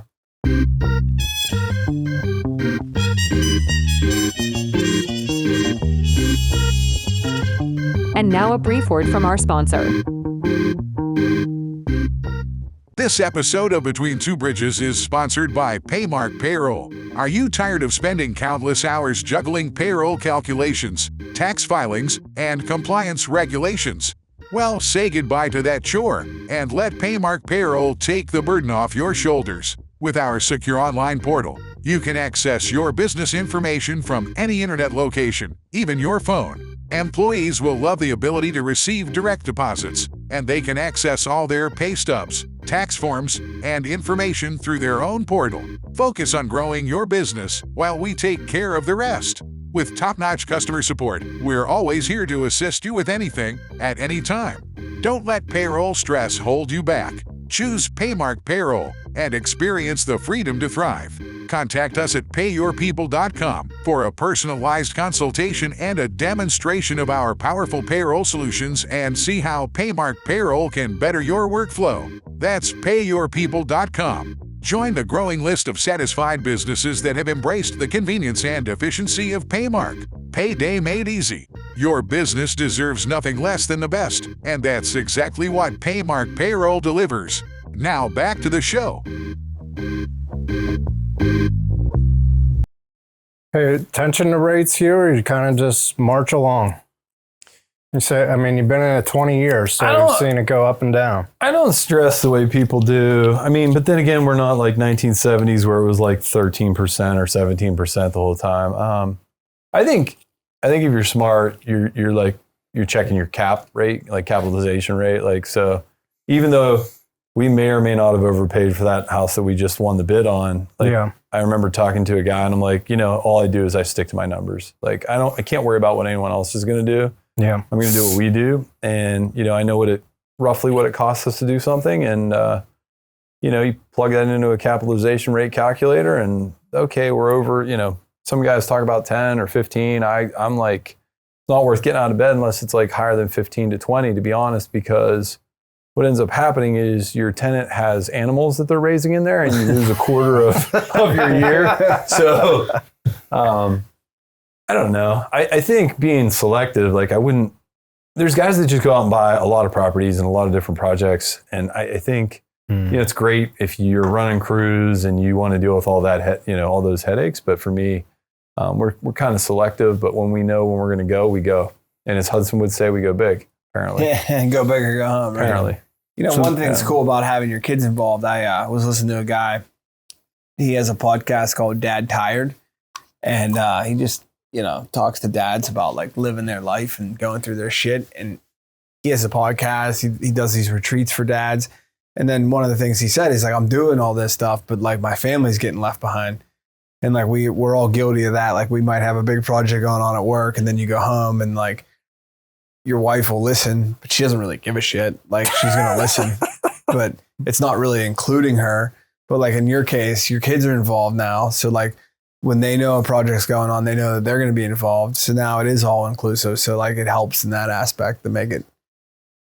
I like bringing them in because it opens their eyes. And I think that, I think Claudine's dad actually did that for her. He used to buy some property in the Outer Banks and he was part of whether it was some development or just, renting property out for seasonal beach rental. He was involved in it. And so she may or may not subliminally known that was going on, but, because up front, there's like, it's a lot of risk. Like I talk to people all the time. I'm like, yeah, we have property. And they're like, oh, why would you do that? And I'm like, I know why I do it. Yeah. I know why I do it. So, but the kids being involved, it's been cool because like you can tell my children to go go get me a Phillips head, drill gun impact. Go get me a Phillips head impact, or hey, I need a wood cutting saw blade, not a metal one. Like, grab me the demo saw. Like they know shit. They start to know shit. Yeah, it's nice. Whether they had to or not. And I don't want them to turn into like maybe doing as much as we do, or I want them to live their own life, but I also don't want them to not know how to put an outlet in. Yeah. Hey. So Jerry knows now. I know now. Yeah, Jerry knows. Yeah. I learned tonight. Certified electrician here. But did you bend the wires the right way and make sure you screwed that in the right way? Yeah. All right. Good. I did it wrong the first time and they went, no. Black goes to gold. And I went, oh yeah, good call. It's easy. Electric's easy. You just have to be a Steelers fan. Yeah. I got it now. Black You goes. just can't be afraid of it, Yeah, I think back to your question, like the rates, I don't know. I kind of think like we don't really have control over that. So control the controllables, right? Yeah. I can control what we buy. I can control how we fix it as long as Claudine stays on design budget, which is always how often. Don't show her this wall. What's that? How often does that happen? She's pretty good. Yeah. It's like it's at least once in a project where it's like I'm tall, so I tend to put things up high, and she's like, those lights are 1.5 feet too high. And it's like, cool. I really wanted to, move those lights. Like, this is great. Yeah. And the worst part is she's always right. Like that's the hardest thing is I admit it to the internet. Like so anymore as I've gotten older, I go, yep. Move them. We'll do it. What I've done since is taken a measurement on all of those and put it in a little app. Okay. Put it every time in that measurement. Yeah. Because it looks a little high. I'm like, nope. What it was last time. Same height as the last house. That's I think there's things you can control and there's things you can't. And I wouldn't say go out and over leverage the hell out of yourself, right? Like that doesn't make sense. I think it used to always be kind of hard money lending, and I could outwork the rate. Like that was that young hustle. Yeah, 20s, maybe late 30s. Now I'm like, I don't want to do this project.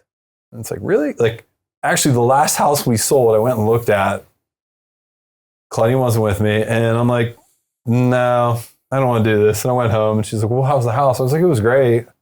And she's like, we're buying it? And I'm like, no. She's like, why? I'm like, because you're going to make me open this one. Like, I know we're going to be putting an LVL in this house. Like, I'm just, She's like, well, I want to see it. So we go over, she sees it, and she's like, yeah, we're buying this house. I'm like, oh, okay, here we go. You know, kids took the wall out though. So All right. that's kind of cool. Yeah. But yeah, it's, I don't know. I think, you know, kind of be selective. Don't take more risks than you have to. I will update you. Here's another update for you. All right. There is now a new road in Fox Chapel on a private this drive. was a big deal last time. Yeah.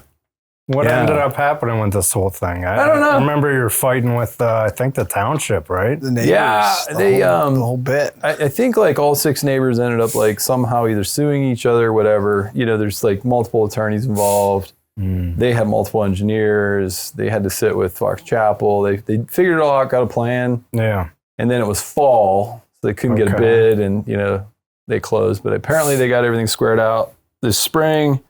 Put a road in. Somebody's still mad about something, so of course, you know, I haven't seen my escrow come back, and even if it does come back, I don't want to talk about that part of it. But It's a little light, huh? little light. Little light. That's still negative money in that project. You know, but you know, it sure would be nice if that pony came home to roost. But it's cool. I was down there for a soccer game at Shady Side Academy, and I'm like, we're gonna go wheeling through West Drive. Let's see what the new road's like. Is it a dead end? No, it's a through. Okay. It goes through. It's still on a public street. It's not a public street. Still a private drive. It's a private drive that goes through. That's crazy. Private drive that goes through. You know, it's exceptional. I feel like, I don't know. I want to like maybe pay a road crew to go down and put like a big R for my last name, like in the middle of the road. Yeah. You But tell the like, kids, like, this is my road. I know, Yeah. but somehow I feel like I'm going to get sued, or that'll degrade the pavement. Fuck Like that. I'll petition the borough to rename the rename the drive. road. If you Rumbaugh that would Road. be, dude. If you Rumbaugh pulled that Way. off, I think my wife guy. would pay you money, and that's saying a lot. You get the escrow. Yeah. You win nothing. Thanks for all your efforts.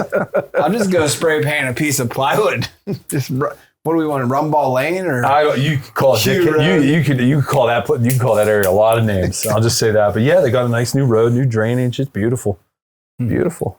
Hope they finish it sometime and send me a check back. So that's fun. That's funny. Trying to think what else I would update you guys on. I'm really excited about the Butler project we're working on right now. It's a huge, it will be just absolutely amazing. And, you know, we'll probably turn that one over winter and spring. And then the Sarver project is also very exciting. The land on that property is incredible. And so I think the next thing is like probably go develop that raw land, put a bunkie up. And if that goes well and we're able to stay, you know, really track our financials, the question becomes, where can I buy land in the area that I won't say on this podcast and put like 20 of those up, right? Ideally around a creek, lake, stream, something. Bunkyville. Yeah, I don't know. so their houses like residential Lincoln homes, logs. or do you Airbnb? Yeah. Look up legit. Bunkie. Did you? Yeah, no, I got it Do up you, there. Yeah, would I'd you Airbnb the shit out of them. No, those are like sheds. Yeah, you can get that. You can get that There's shed a bunch of models. in a 2-bedroom, 2-bathroom with a Get up loft. to No shit. Oh yeah, they'll build you anything. like 500 square feet. What's the I'm square sure you could footage get price? My first house was only 700, so okay. Yeah, it's bigger What's the than square that. footage price? What are you looking at? I mean, kits are like $25,000. That's roof, windows, door, like everything. Build it. I know. Huh. And like the 4 of us on a weekend, like we could film a podcast building a bunkie. 15 grand for this one. Canadian. And how many So square it's feet? like 13,000 USD. Yeah. Yeah. But the point is, they'll customize. I don't know if you went to the custom section, but they'll customize anything you That's want. only 10.5 USD. That's what I'm How many saying, square dude. foot for 10.5? Dollars down, bud. Buddy. What is it? Bunkies.com? This is You Bunky need to like get them as a sponsor, Jerry. BunkyLife.com. Reach out to us. We could have just bought one of them. Build a bunkie. Build a bunkie. Saying, Buy man. a house down in Cheswick, tear it down, and put a bunkie in. There we go. But I mean, Yeah. if you're going to do year round, those prices are going to change because you're going to change the R value, you know, Right. things we talked about earlier. But Okay, yeah. So that's We'll see. not. Let's go up to does the- Ontario. Is Fuck there it. plumbing in there? their custom section says you set a call up with us, we will design anything. I'm like, great. So, but for that 10.5, you're getting the shell of the place. You're not, I would be happy to get plumbing. yeah, like if they delivered what I have in my mind for $50,000, like where do I sign? Yeah. You know? Well, I mean, And then like you have your excavator slam in a superior wall system, right? Like I would drop a foundation in and then have this thing, you know, we're going to build it. We'll build it on a prefab foundation and go, you know? But it's cool that like the technology is advancing, right? Like things are advancing to the point where, think about it. We started with Sears Roebuck before we were alive. Well, it's like what Joe was saying. Now with PEX and with tankless hot water, with low LED lights, everything is so efficient and slap some solar on there and put a power wall in. Yeah, and everything's plastic. Yeah. Like everything is so cookie cutter. You can build even from that all the way up to a 8,000 square foot. Oh yeah, house. modular homes have been around. Everything is a long time. I mean, you could buy everything in a kit. Yeah. I mean, even these foundations now you're buying, they're basically fucking Legos. Yeah, I mean that's superior walls. Yeah. That's in my. I know people. There's people out there that'll have comments, but dude, I have no complaints with superior wall. It is a superior wall, and it is liquid tight, so they'll never leak. 25-year, no crack, no shift, no leak, transferable to the next owner. Yeah, you know, like I don't know too many builders that are given that these days. Well, that's what we're talking about, putting a garage in our house, and if we do that, we'll use superior walls for that, the bottom half of it. Yeah, you're literally just banging and framing. You could have a garage up in a week. We were in Exuma for a vacation this year, and I love Exuma. And I'm like, could we get land down there and have superior walls made? So Superior Walls came out with a couple of different options. They do a floodgate system on their house.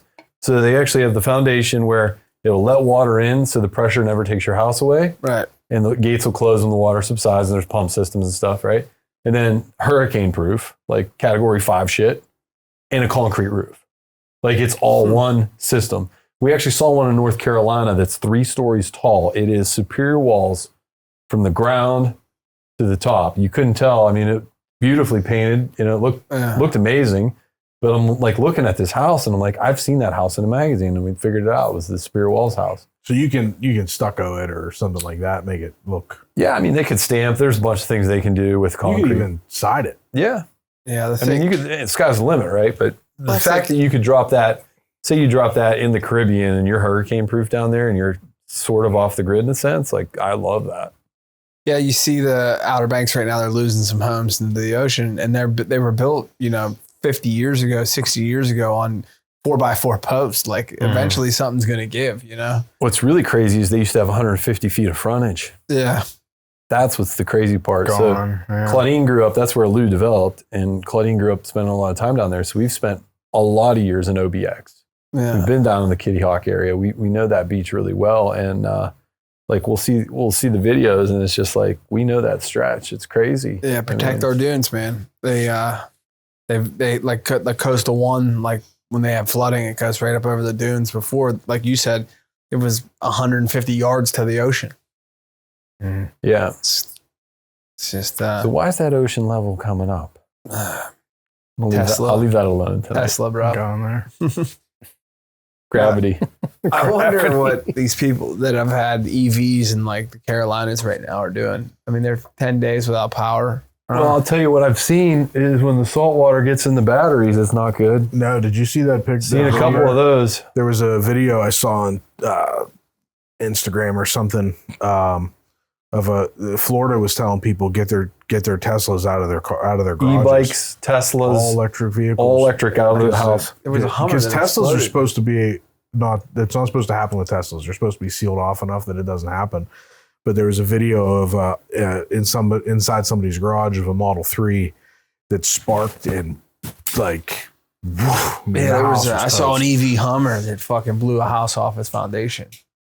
Yeah. You know, it's cool though. I saw a video where Rivian, the car was buried in North Carolina. Buried. They got in, they dug it out, got in, fired right up. Yeah, I don't know if I'd get in that car. I don't know. I think you're right. Like too much to lose. I'm not getting in that car. Like it's already totaled. Yeah, I'd drag it out. Why mess with it? Yeah, I'd probably just let's call it. Dude was probably like, you know what? I don't want to live without power and fucking off the grid. And I'm just going to see if I can end it right now with the Rivian. Well, what's really cool is if you have, so I'll flip the switch on that, right? So if you are living in an area where your car didn't get swept away or didn't get underwater or whatever, right? You have a giant battery in your car. And you have the opportunity to draw from it. So maybe you are powering your fridge, or, you know, if you were smart enough to get the right adapters. So EV, you know, kind of a two-edged sword there, right? But for how long? For how long before it's dead? Day or two? I don't know. Better than having nothing. And there's a lot of people that have. Yeah, I know, but I mean, they're going to be without anything for a long time. Yeah. So that 2 days, I mean, what's the point? Yeah. Yeah, a couple, in the summertime, we were without power for a couple of days. It's a real challenge nowadays. Like, like we were kids, it is what it is, but like with now raising kids with no power and no tablets. Good luck. Yeah. They had to actually go outside and interact with other children. I know. I went and rented a light pole and just at least kept my refrigerators running, you know, because generators were few and far between. But do what you got to do sometimes. Yeah. But I don't know what we plugged in first, if it was the kids' tablets or the refrigerator. But yeah, that was Fridge is cold. Plug the tablets in. Get these kids to charge. Yeah, and you tell your kids, like, quit opening the refrigerator. Like, if you leave it closed, it'll stay colder longer. And I'm like, no, I sound like my parents. You know, like, nothing's grown in there since the last time you looked. Quit looking. But we have a good good life now compared to like old times. But these people, they're back to the old times.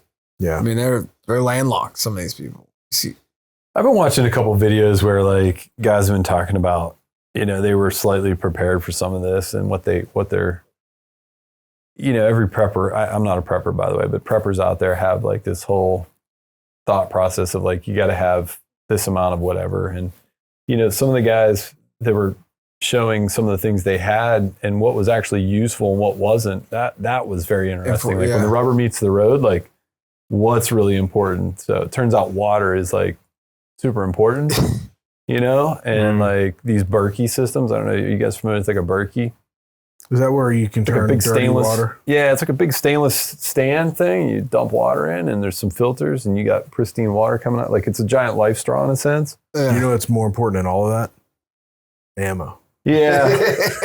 See, in this room, I just made some assumptions that's coming. Yeah. Like, we just like, Because the guy next door might have all that shit. yeah. Just take it. I remember. you know how my kids always hang out with me all the time? Shotgun shells. Both of them are better. Both of them are better marksmen than I am. So, I saw a funny thing that said like years ago, it was like, just pay attention to election signs. Because when the rubber hits the road and they're going to vote for a certain candidate that like didn't believe in guns, it's like, that's where you go for your supplies. So I have my whole neighborhood mapped out. Oh, you know who to turn over and shake the coins out, huh? Where are those signs at? So, I mean, Jeff Foxworthy always said, like, you know, if you're worried about your house and your safety, you hang a motor from a tree because people won't fuck with you. They know a shotgun lives there. So, yeah, it's interesting what happens whenever disasters like this happen and see what happens with people. yeah, they couldn't prepare for that either. How they behave, how they survive. Well, there's not a man in this room that wouldn't do anything for his children if it was between living and dying, right? Like that's my assumption. So, you know, I'm sure there's desperate times and it's not good. And watching a lot of that, like I didn't realize how many people own personal helicopters. Yeah. That's Like if you haven't done some research on that, how many people have gone to those areas with personal helicopters to deliver things? Yeah. And it's like, I don't know anyone who owns a personal helicopter. I'd like to know somebody that has like there's a couple guys that's just like walking out of their house and they roll up the door and there's a damn helicopter in the garage. Put it and on I'm a like, trailer, drive it up from hey, we got some dirt bikes, but no helicopter. So We need a B2B helicopter. We talked about this at the beginning of the podcast. I remember we were talking about Yellowstone and everybody's like, you know, I want to move to Montana. I want to have a horse farm. And I'm like, fuck that. I want a fucking helicopter. The dude just walked out of his front door all the time and hopped in a helicopter. I'm like, that's fucking living right there. Yeah, I'm with you. That's a different mode of transportation there. From what I understand, the helicopter isn't your biggest expense. It's the insurance on the helicopter. I couldn't tell you. I was Never staying been in in the New York market. City one time for work, and I was watching the morning commute and just helicopters going everywhere. Like it's an Uber in the sky. I mean, it's unbelievable. Yeah, like Succession. Like yeah. that. I mean, they just... Anthony's over here Googling. Yeah, I mean, 10 grand for the cheapest one. Dude, I'm not getting in a $10,000. I'll get in a $10,000 bunkie, but I'm certainly not getting in a $10,000 helicopter. I'm gonna sound real bougie, but I ain't getting in a fucking helicopter. Add another zero. I still don't think that's enough. This one's $500K. I'll take that one. There we go. Yeah, but I mean, even That's Kobe died in a fucking $7,500. helicopter. That's what I'm saying. We can buy this tomorrow. It's on sale. How Dude, much? no thanks. $7,500. It was born in 1985, but she'll fly. It's a stock photo. It's not even a real picture. No. Vortec Inc. Let's call them. Vortec Inc. Vortec or Wartec? You know that saying, like the two happiest days, the day you buy something, the day you sell something. Like I assume helicopters are much like Like a boat, yeah. But like, do you Oh, know Pittsburgh, anyone in the market Oh, that's been wow. like, yeah, I was looking at this helicopter the other day. Like I've not in all my years run into that person yet. I'm going to look for a Dude, helicopter.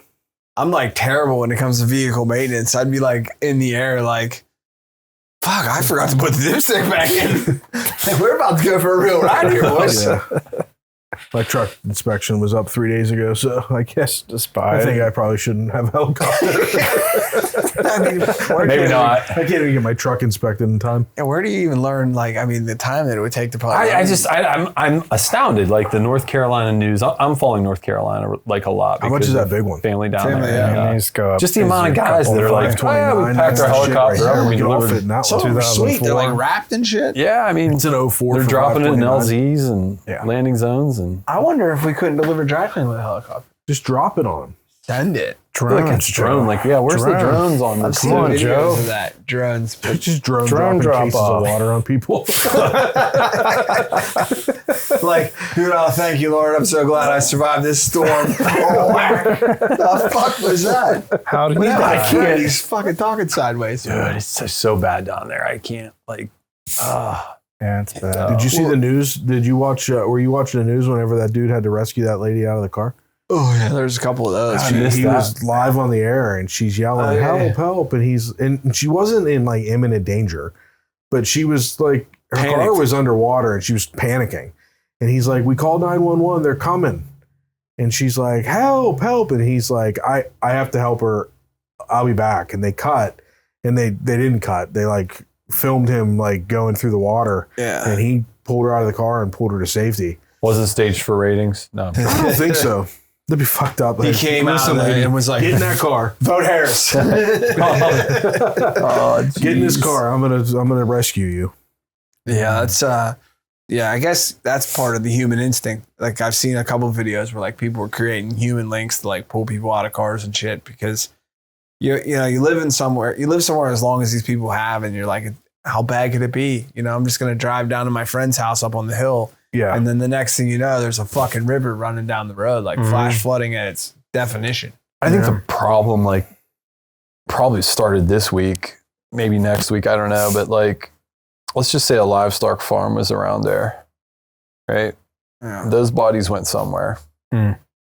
How long? Like, no one's going and excavating and burying that, right? No, that's what I said to my wife the other whether day. it's dysentery, the smell, name whatever, right? Like, Yeah. is this the next We had that in Ivan. anthrax outbreak, Well, in Ivan, we had flooding locally, and my uncle had a garage on Plum Street, and it was flooded pretty bad. And like the day after the water subsided, it was kind of like dirty and muddy. And then like 3 days later, There's a smell. it starts smelling. Yeah. 5 days, 6 days later, it was bad. It was real bad. And because it's all sanitary sewage is coming up through the vents, and like he had a diesel mechanic next door that had like oil in drums that tipped over. So like everything had a Oh boy. yeah, I mean, so like, there's no, sometimes like in Florida, when the ocean comes up, the ocean just comes up and the ocean goes back down and you have the salt water and the moisture, but you have whole homes underwater. Their toilets are fucking backing up into this. Yeah. And like, Yeah, it's not good. yeah, it's Not good what they're dealing with down there. That's for sure. A lot of noise in every market right now. Just a lot of noise. Just feels like between whether it's weather, political, union, everything. It just. Well, we found out tonight. We're recording, obviously, before we air, this drops a week after we record, but we found out tonight that the port workers are supposedly going back to work. They suspended the strike, theoretically, supposedly, until January 15th. Is that what you said? Yeah, convenient. Yeah, after the election. So they'll wait till after the election to trash the economy.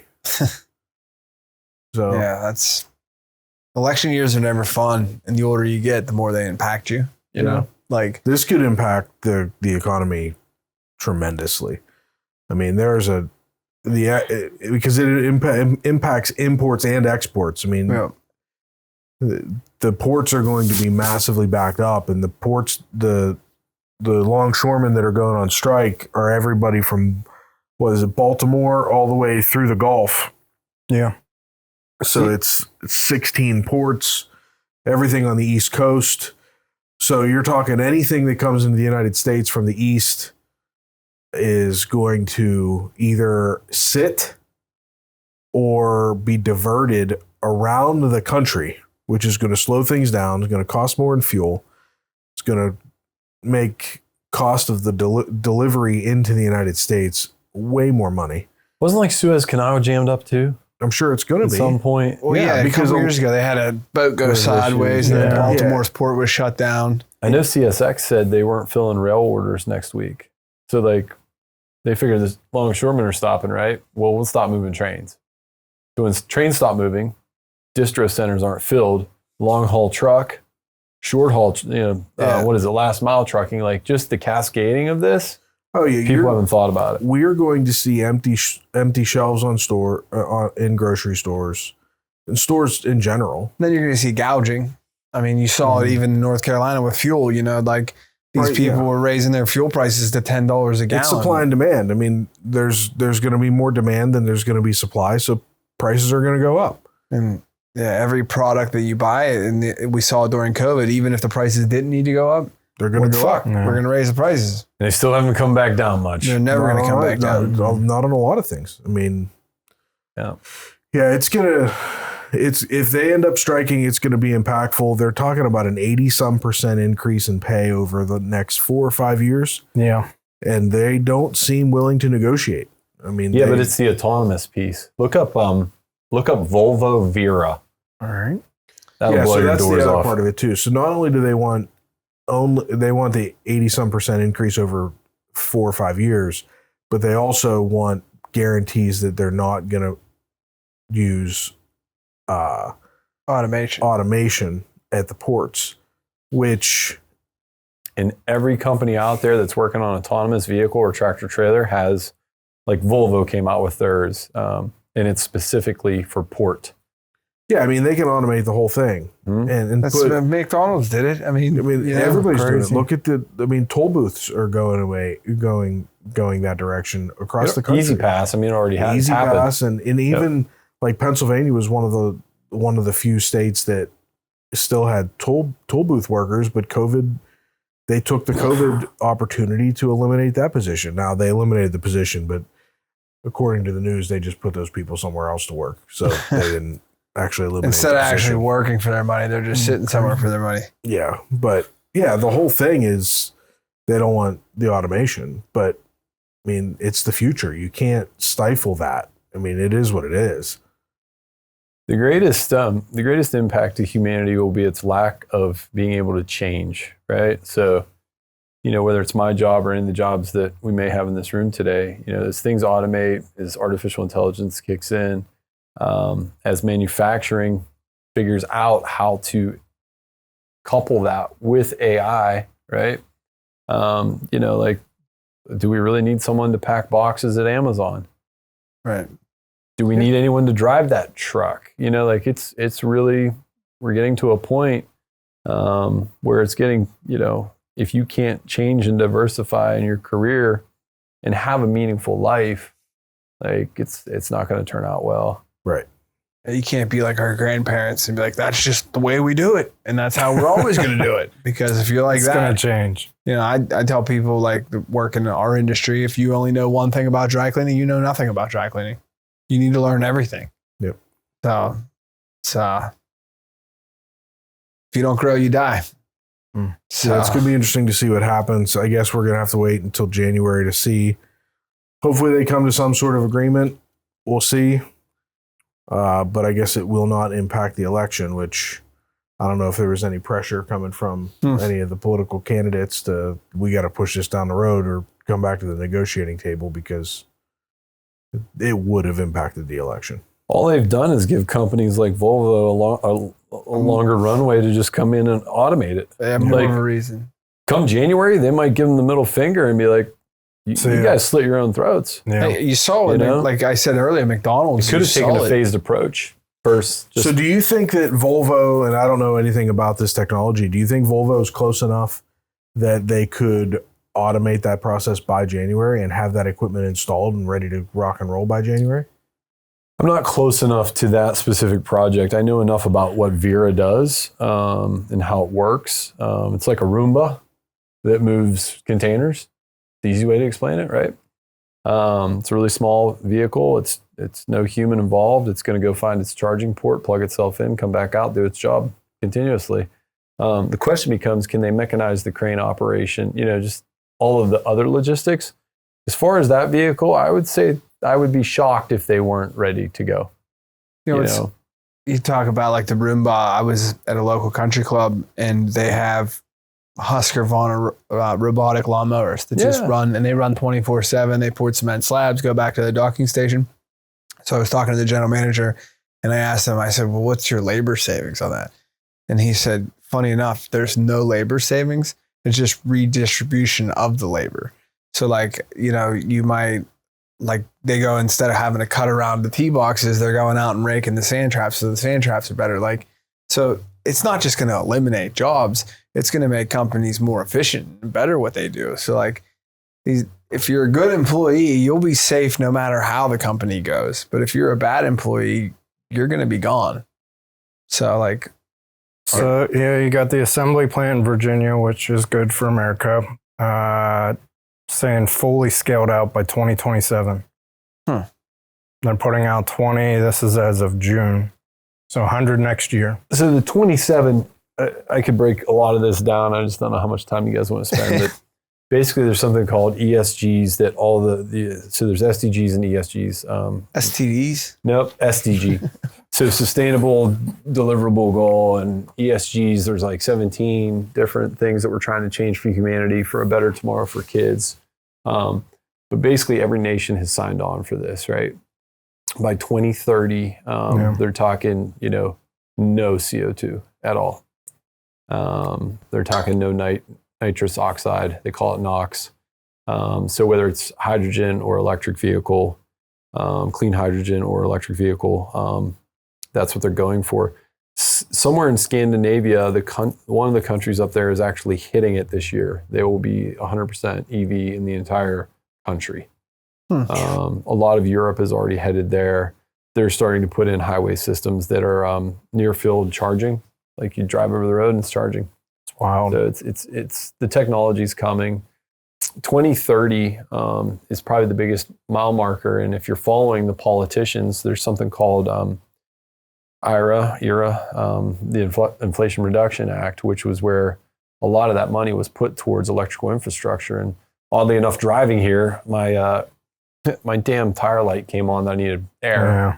So I swung over to GetGo and by Target, I had not seen that Tesla supercharger until now. Yeah. There's got to be 16 of them. So did they partner with GetGo or did they partner with Target? I think Target. Yeah. And every Sheetz I've been to now has like a Tesla charging station. Like that's just non-negotiable. They're putting them in. I know they're getting ready to tear they're literally going to tear the Sheetz and Sarver down. Oh wow. They're going to knock the whole damn thing down and rebuild it. Yeah, that's the way they seem to be doing it now. Yeah. When's your Tesla come in, Jerry? Never. Next week? I'm going to be the last one, buddy. He ordered one. Last one, buddy. Look, I'm still going to keep that CJ5. right? Because there's nothing tracking that, and it'll run longer and I mean, my shit's all getting tracked. Mine's all new stuff. It's all new enough. It's all getting tracked, but I want to be able to put gas in my car and be gone on my way in 5 minutes. I'm not sitting there for an hour waiting for shit to charge. Charging time is going to come down below 3 minutes. So they have DC cold cable. There's like, it's all changing. No one's talking about this in the public. I could spend an hour just talking about this. The things that have not been shared with the public of what's going on. It's pretty interesting. There's an app. I can't remember the name of it, Anthony. Otherwise, I'd tell you to look it up. But it's like Google Maps, but it shows you all the charging stations, and you can plan your route based on how far you're going, where you're going, and where you want to charge. And yeah, I know. things. But then I want to just. It's not like that. It is go. It is go. Well, what if the grid goes down? Well, you can surplus fuel, but you can't. Yeah, it's harbor extra batteries for your car. I've read a bunch of different. I'm not saying I drank the Kool-Aid. I came here in a gasoline truck. No, I'm just probably still driving a gasoline truck 10 years from now. But it's evolving, and if you look back at it, we actually were an electric vehicle back in the 30s in Chicago. A lot of their trucks and stuff were electric up there because they had too much smog in the city. Yeah, I think back to like cordless drills. Guys were like, "Oh, there's no power in those cordless drills. I'm not using one of them fucking things." Right. You can't plug it all day long. You go on a job site now, you'd be hell There's not a cord. Yeah, not a cord to be found anywhere, right? I have a compound miter saw that runs off a battery, a table saw that runs off a battery. So I mean, maybe that's coming. It's part of it, but like, just fucking get a horse. Leave me alone. Get a horse. I feel like horses. I know some people that own horses, and I've had conversations. Like, if somebody tells me they own horses, I'm like, well, you basically have FU money at that point. Yeah. Like, I thought you were going to tell me that, like, due to inflation, 1 horsepower is not equal to 1 horse anymore. No, it's like. So here's my thought on this whole Tesla EV. Here we go. I think there's a place for it. All right. I think there's people that it fits. Oh, yeah. It probably fits in my life. I don't drive for a daily. Right. For a daily. My daily commute's 15 minutes one way, half hour, both ways. I could do that, but I don't want to have to. Right.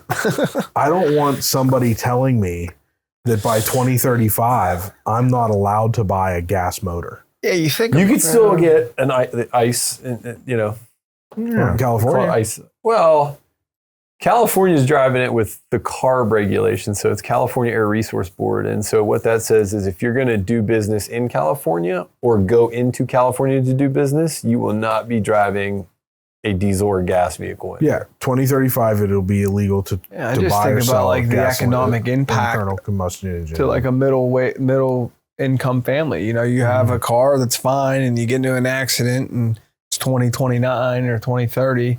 And you're like, I want to buy another used car. And it's like, oh, you're not allowed to buy a fucking used car? You got to buy an electric car? Yeah. You got to buy a $48,000 car baseline? And you're like, well, I don't want to spend $48,000 on a car. I want a $3,000 fucking jalopy. Yeah, I think I don't want to have to be told. I don't. Don't try on Do you want Vinny's kids to have a better world? Like, let's go there. Right? Like, listen, is Vinny gonna be standing at your grave like, Dad, you son of a bitch, why couldn't you just... We could get into a big long discussion about global warming and those rising sea levels. Yeah. Do I think that the world is warming, the earth? Yes. Do I think that we are having an impact? Yes. Do I think that the vehicles that are parked outside are the biggest factors? No. No, I know. Do I think that these electric vehicles are going to save the world? Fuck no. Because we are doing just as much damage creating the batteries for these electric vehicles than we are, if not more, than building and running these vehicles.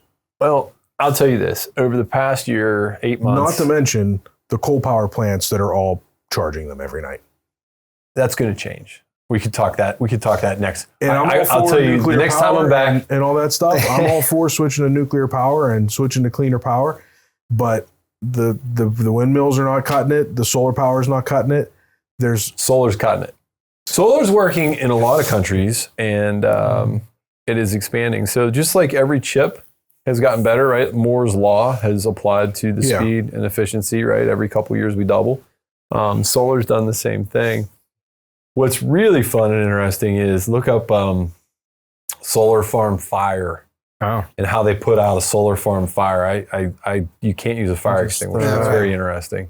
It literally liquid tar. Do they use bake ones? They use tar. They shoot tar all over. Cut the light. Everything's ruined. Cut the light. Oh yeah, man. It's like, so safety, right? No. So that's a interesting thing too, because a lot of these fire departments, with any of these fires, like they've had to adapt, and that's been a challenge for a lot of these local fire departments, volunteer fire departments with limited budgets. Now all of a sudden have to figure out how to put a fire out for an electric car. I don't think they put it out. I think we're waiting. Yeah, I mean, you gotta spray water on it. You can't spray water. I saw a video it's powder, right? I saw a thing. It might have been Florida. Tesla caught on fire on the side of the road, and they like dug a ditch and just shoved it in it. Like, here it is. And they were like, please quit calling. We know there's a Tesla on fire on the highway. We are just letting it burn out because we can't put it out. So it's, but hey, maybe in 25, 30 years from now, we're like, well, this didn't work out. Well, let me ask you this. Do you leave your drills and all your cordless tools in your truck? Yeah. Leave them in my building, my car. Stable? Yeah. You ever drop them on the floor? Yep. Mine gotten wet in the rain. Like, it's over time. So like one of the most interesting parts right now with batteries is something called graphene, which is actually a graphite material. So they figured out how to take this graphene material and store energy, and it's lighter than like carbon fiber. So like all these battery weights, all these battery problems, like there's people working on all that right now. It's just not, if you're not looking for it, you're not going to find it. Yeah, they're working on it. It's coming. Yeah. And I don't think it's not, I agree that there's more coming, and it's probably the future. I think that right now, the best option, if you're going that direction, is some sort of hybrid, a plug-in hybrid. Well, fuel cell, they had those in the 70s. I hate to say this out loud because Jeep is like taking a dive right now. Yeah, they're hurting bad. But they did their e-Jeep was really interesting because they put an onboard gas-powered motor that charges the battery. Just charge the battery. Didn't power the wheels at all. Doesn't power. I mean, I could be incorrect about the powertrain and all that, but it was very interesting that and they were really upfront about it. Like, hey, this is not a 250 mile vehicle in a sense, right? But it's interesting that different manufacturers. I know one of our competitors at work is really big on clean hydrogen right now. Yeah, and that sounds great, and there's issues with that too. Imagine, well, there's nowhere to get that. A tractor. Well, you can get it, but imagine getting in a tractor trailer accident with a compressed hydrogen tractor trailer. Like, that's a bomb. You might lose a quarter of a mile. You're going to lose something. But, so they're looking at ways to like not disrupt. But when you look at the big polluters, whether it's China or like LATAM area, Latin America, until they, like you said earlier, right? We could do our part if you want to say that. And I know you don't want to be forced into it, but it's coming. And it will make a slight difference if globally all the other countries are doing it. But if you look at the major polluters out there, until they address their poverty, and that's where like the ESGs jump in. And if you Google ESG, like what are the economical, social governance, there's 17 pillars that all these countries have signed on to. No poverty, like really basic shit that we take for granted. But when you think about, Africa, that's not their way of life. So it's like, how do you elevate them to have that life where they're not burning tires at night to keep the mosquitoes that have malaria away from them? Yeah. Yeah. So, yeah. And I don't even, obviously on a global scale, there are other countries that are polluting like crazy. And our electric cars are not going to scratch the surface of global pollution. But I'm even looking more in just nationally. I think that the global warming issue, I really don't think that as efficient and the way the emission standards are in the vehicles that we're driving right now, I don't think that they are going to change the world so much that we need to uproot, because they're making changes that are going to rock the economy, rock the entire, because think of everything that needs to change. 2035 is not that far away. We're talking 10 years. 2030. I know, but a lot of these mandates, California's mandates 2035. But 30. It's 2035. Carb will kick off. Well, I'm sorry, you're right. On the consumer side, I'm thinking truck and bus, right? So truck and bus is 2030. So think about that. You're going to tell me that all these over-the-road truckers are going to have to switch to electric or hydrogen in the next 5 years? Companies are going to have to adapt to do business with California in ways they've not thought about. And there's guys that are running trucks that are from the late 90s and early 2000s. Yep. And putting them back together and rebuilding motors. And I don't think that this country has any idea the economic impact that forcing electric vehicles into the public, commercially and to the general public, by this 2030, 2035 goal line that a politician in a conference room came up with really no idea what the fuck he's talking about. It's not going to change the world in an impactful enough way to justify what it's going to do to the economy and the production of the United States.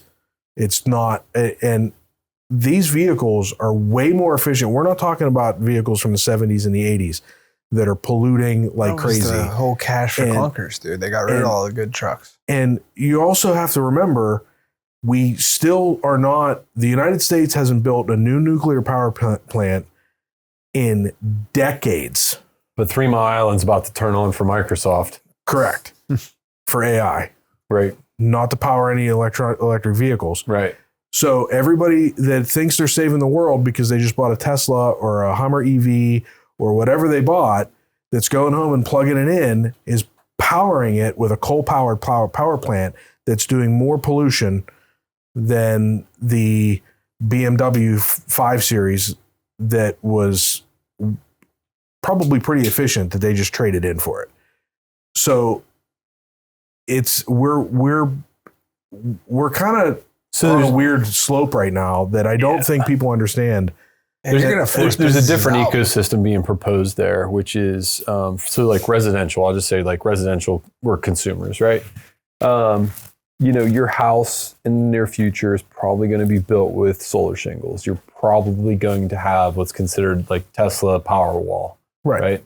What ends up happening, they're studying this now. This is happening now where it's net zero.